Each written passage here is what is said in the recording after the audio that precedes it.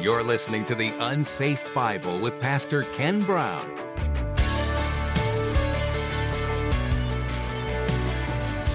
He understands that Yahweh is number one. He knows that, and he was given insight by Daniel about all of this, and Daniel did the impossible, something that nobody had ever done before. Interpret a dream that nobody told him. Just walked up and said, "Yeah, king, here's what you dreamt. This is what the Lord showed me," and that's it. He acknowledged that to Daniel. He told Daniel, "I get it. There's a supernatural world. God's in control. I'm not." But it's 15 years later.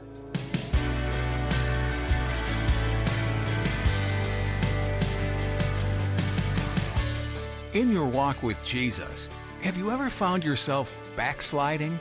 Have you ever found yourself slipping away from who you know you are in Christ? In today's message, Pastor Ken wants you to know that we all go through times of spiritual drought, and you should never give up. No matter how solid your faith is, there will always be times where it's a struggle to maintain your closeness with God. But He has never left your side. Never cease to be in communion with Him, and keep your faith strong.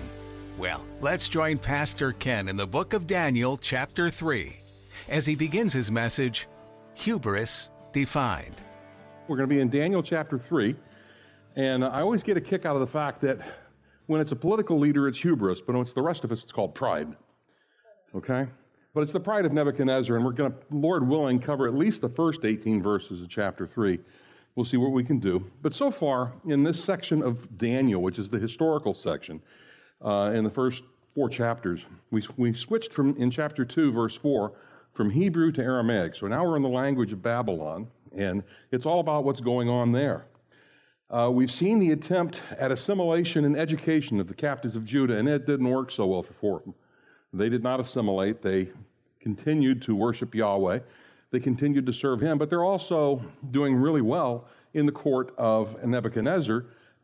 In fact, the Lord has revealed dreams to Daniel, and his 3 friends are ruling over a section of Babylon.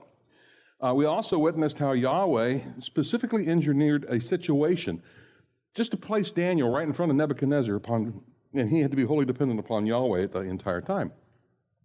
When that happened, Daniel was 19, Nebuchadnezzar was in his mid-20s. Now it's a little bit later. By the time you get to chapter 3, we're a few years down the road, so it's a later date. Daniel chapter 3, verses 1 to 7. King Nebuchadnezzar made an image of gold, whose height was 60 cubits, and its breadth 6 cubits.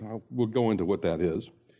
He set it up on the plain of Dura in the province of Babylon. Then King Nebuchadnezzar sent to gather the satraps, the prefects, the governors, the counselors, the treasurers, the justices, the magistrates, and all the officials of the provinces to come to the dedication of the image that King Nebuchadnezzar had set up. Then the satraps, the prefects, the governors, the counselors, the treasurers, the justices, and the magistrates, and all the officials of the provinces gathered for the dedication of the image that King Nebuchadnezzar had set up. And they stood before the image that Nebuchadnezzar had set up. And the herald proclaimed aloud, "You are commanded, O peoples, nations, and languages, that when you hear the sound of the horn, pipe, lyre, trigon, harp, bagpipe, and every kind of music, you're to fall down and worship the golden image that King Nebuchadnezzar has set up.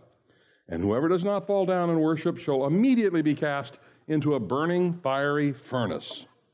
Therefore, as soon as all the people heard the sound of the horn, pipe, lyre, trigon, harp, bagpipe, and every kind of music, all the peoples, nations, and languages fell down and worshiped the golden image that King Nebuchadnezzar had set up. Okay, now that's the English Standard Version, which is a more modern version. The Septuagint tends to give us a little bit more information, okay? It was a translation of the Hebrew text and the Aramaic text back around 250 BC. So let's take a look at that.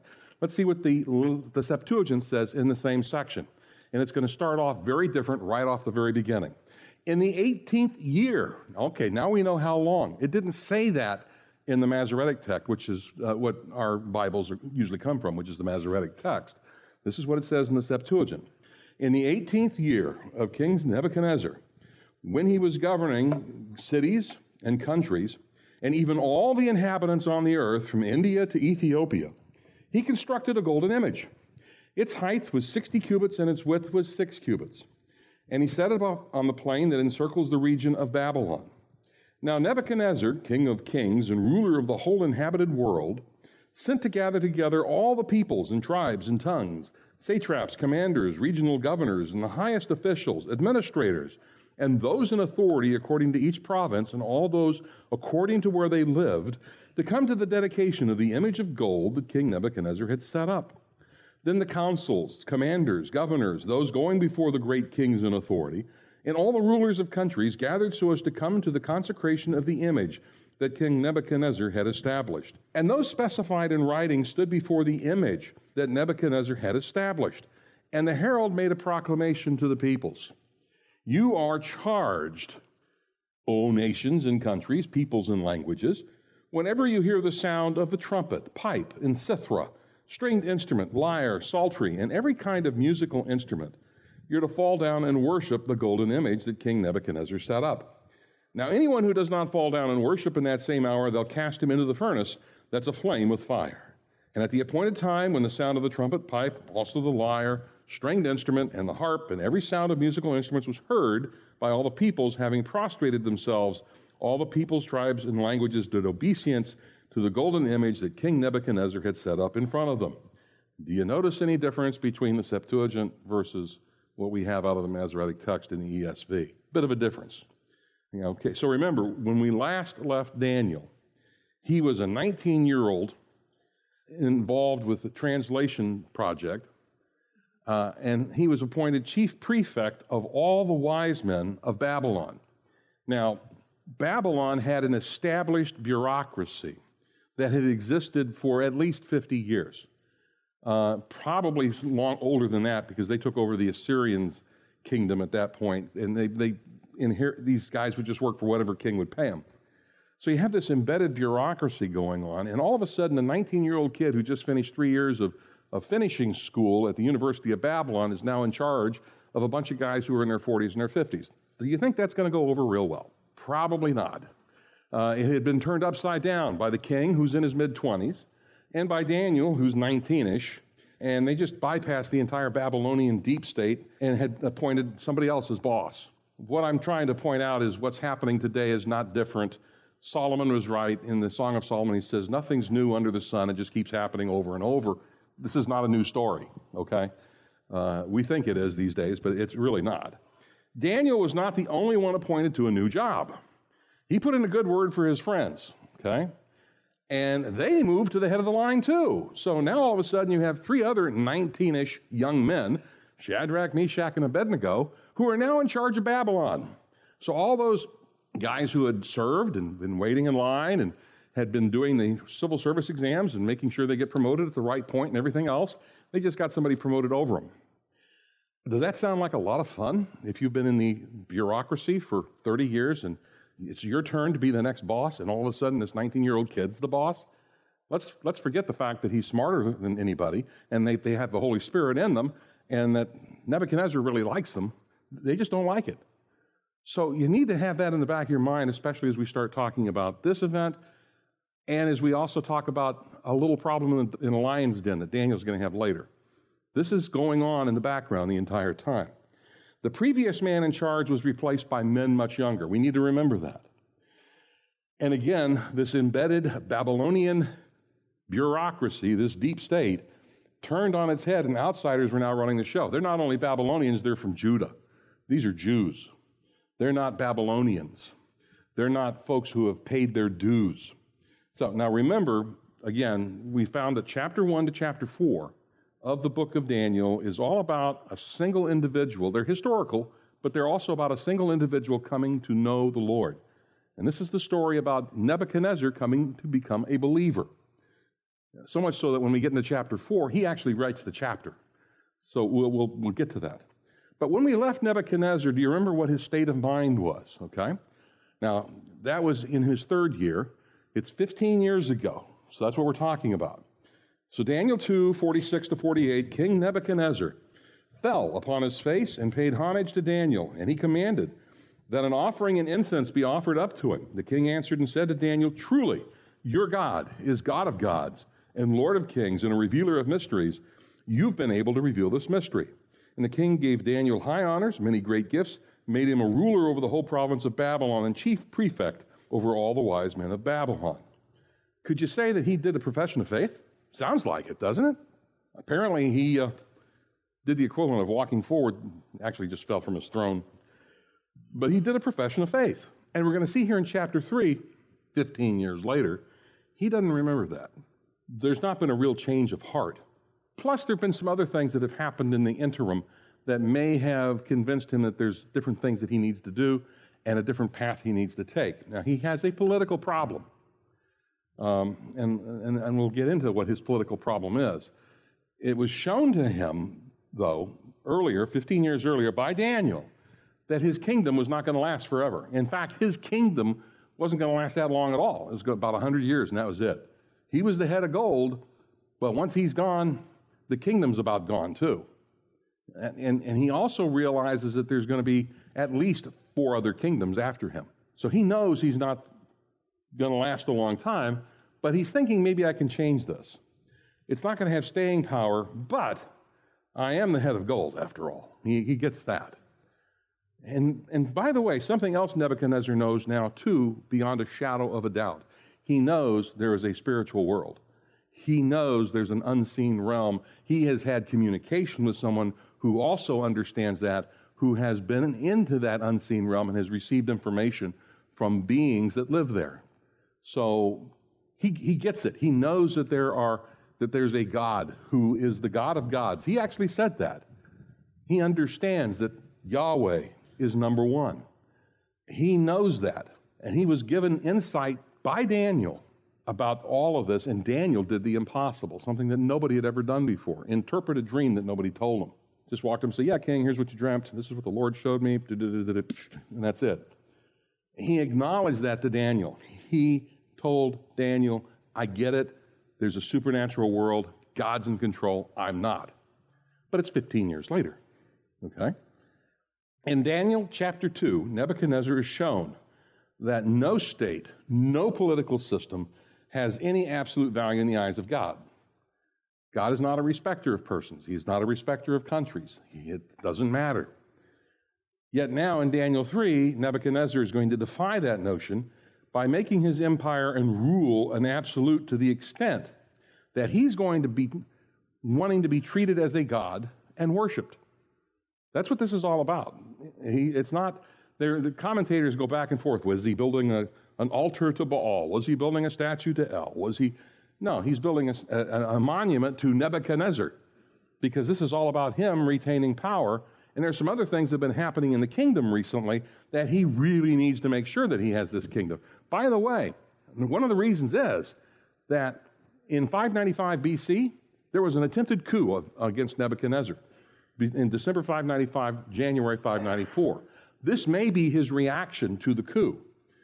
Some folks tried to kill him and take power.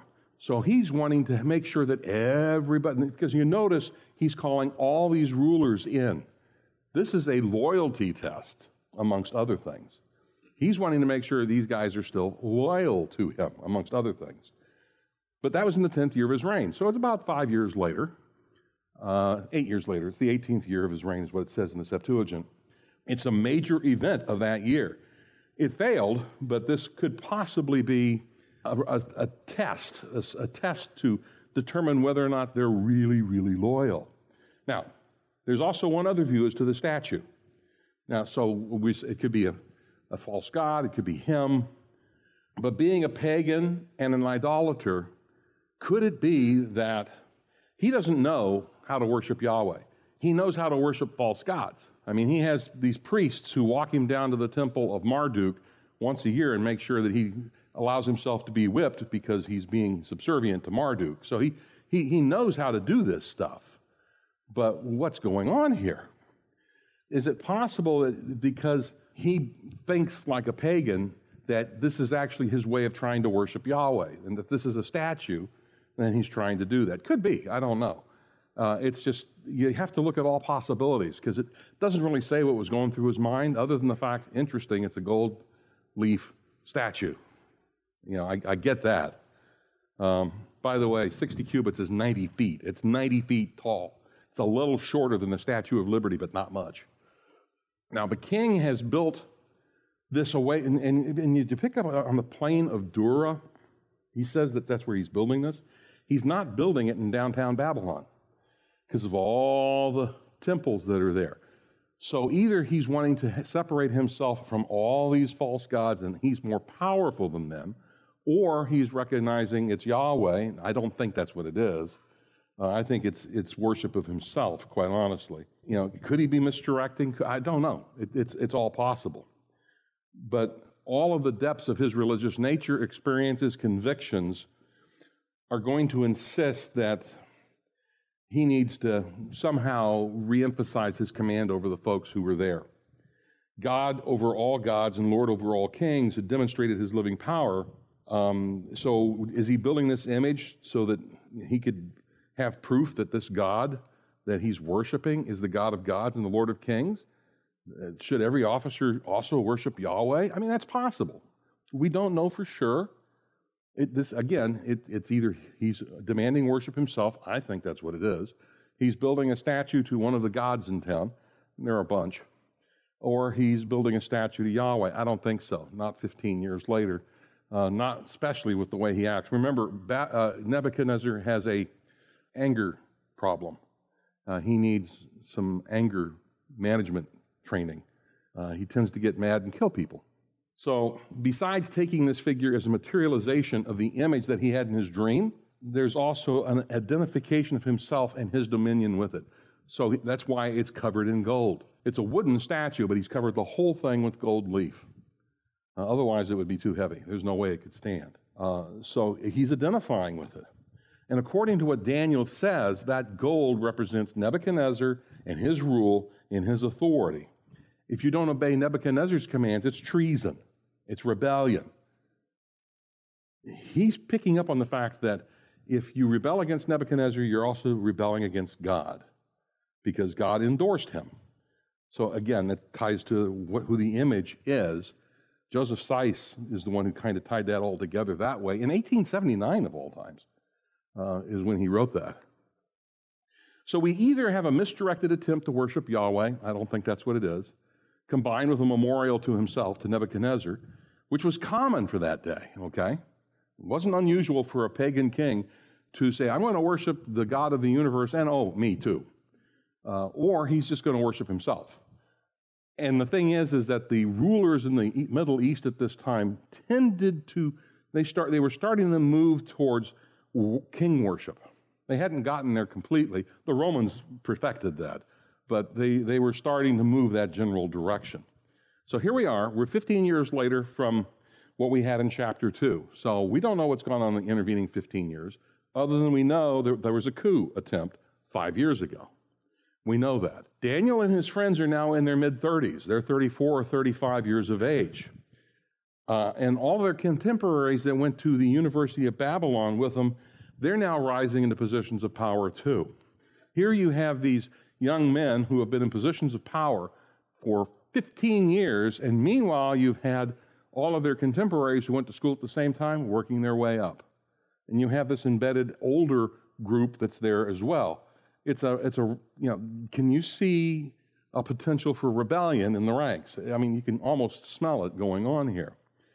In the world of geopolitics, by the way, when we take a look at what else was going on in the world at this time, Judah has rebelled at least one more time, possibly twice, and Jerusalem doesn't exist anymore. It's been destroyed. So Nebuchadnezzar's also done that. He's destroyed Jerusalem. He's brought all of the stuff from the temple into Babylon. He's killed over 1 million Jews in Jerusalem. He's taken, in the second deportation, he brought a bunch of them captive, including a guy named Ezekiel, and all the leaders and all the rulers of the Jews. And yes, there was an attempt on his life, too, during the same time. The events of chapter 2 are still there in his mind, but the impact and the decision of the moment's gone. He's in his mid-40s now. Nebuchadnezzar is getting to the point where, for a lot of kings, it's time to start thinking about slowing down because most people didn't live in that day and age much past 50. He had a large empire, and there are a lot of different people that are in his empire. He's a king of kings. In other words, when he would subjugate a nation and defeat them, He would leave the king in power, collect taxes for me, and pay homage to me. And that's the way he did it. So he's trying to consolidate his power. And the way that you did that in that day and age was just declare yourself divine. That's what Rome did later. That's what the Persians did. I mean, this was a common thing that these kings would do. They would just declare, if they wanted to make sure that their people were faithful to them, the Pharaoh did that. He did that when the Jews were leaving. I mean, the Pharaoh was supposed to be the pipeline to his gods. Didn't work out well for him. Well, Nebuchadnezzar's starting to go down the same path. So out goes the command, build me a statue. He's building a 90-foot tall statue that's 9 feet wide. This is a real skinny dude when you stop and think about it. I mean, he remembers the dream, but the whole statue now is covered with gold leaf. So imagine a 90-foot tall statue just south of Baghdad along the Euphrates River, not a hill in sight. Can you imagine what that would look like? This shiny gold thing standing there in the middle of the desert. That's kind of what it was. Again, the ratio of the image is 10 to 1. It's a skinny, skinny guy because the average body ratio is 5 to 1. But this is a tall statue. Again, how much shorter than the Statue of Liberty? It's 20 feet shorter. So for comparison, if you've seen the Statue of Liberty, this statue is 20 feet shorter. It's just as imposing as the Statue of Liberty would be. Or if you want to look at it a different way, it's the same height as a 9-story apartment complex. Same height. Big statue. So where is this? The plain of Dura. That's where this has been built. That's what it says here in chapter 3. We get a hint to the intent by the name. Verse 1, King Nebuchadnezzar made an image of gold whose height was 60 cubits and its breadth 6 cubits, and he set it up on the plain of Dura in the province of Babylon. Do we know where the plain of Dura is? Not really. We guess. We don't really know. There's no certain identification of the place to which the name refers. But it's not a made-up name, okay? It can be linked to an Akkadian word, which means city wall, or a place surrounded by walls. Interesting.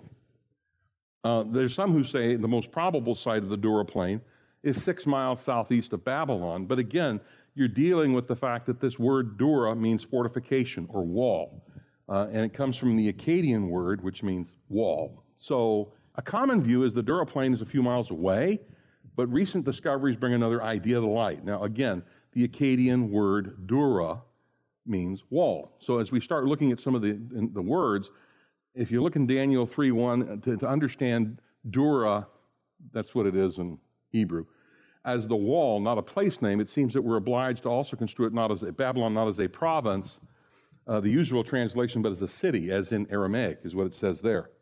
The full translation would be in the plain of the wall in the city of Babylon. That's what it would be translated if you understand those words to mean that. The wall is called Nimit Enil. There's an outer wall around Babylon and an inner wall. Nebuchadnezzar built it, and Herodotus actually explains what it's like quite a bit if you want to really study it any further. It's a prominent feature of ancient Babylon, and Daniel refers to it. He wants us to remember that they're all peoples, nations, and tongues gathered to worship this image. And when you look at it, when you start looking at what the words mean, it's between the outer wall and the inner wall. Okay, so you have this area in between the two walls where this statue's built. It's taller than the walls. You can't miss it. It's not in town, but it's also the plain around Babylon. Did you pick up? That's what it said in the Septuagint.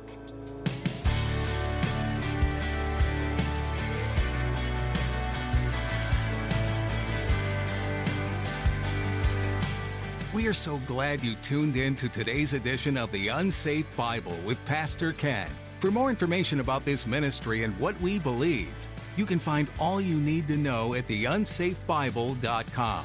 Want to hear more messages from Daniel? We've got that too. Just look under the Media tab. As you've been listening to this teaching in Daniel, what are some of the things that come to mind? Has anything struck you in a personal way where you relate to Daniel? Maybe some questions have sprung up in your mind about all that's happening in this book. One thing that's a proven fact is that the things that are prophesied about in the Bible come to pass. Daniel's visions are proof of predicted events happening in history. or events that will happen in the future. We'd love to connect with you about these things. If you want to connect with us, go to theunsafebible.com. Find the Connect tab and select I'm New to fill out the form so we can be in touch. If you want any more info on who we are and what we're about, you'll find that on our website as well. That's theunsafebible.com. Well, that's all we have for today. We hope you'll join us for another edition.